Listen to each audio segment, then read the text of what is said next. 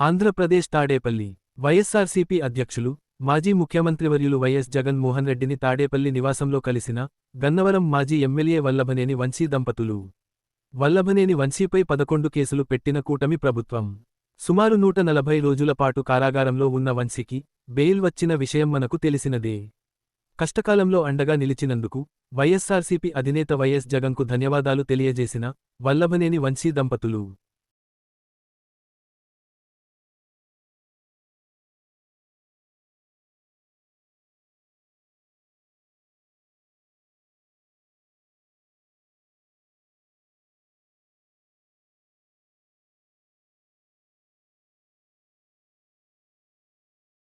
Get your personal loan today through BSK Associates. యువ Bharat TV నందు మీ personal interview మరియు వ్యాపార ప్రకటనల కొరకు ఈ నెంబర్ని సంప్రదించండి.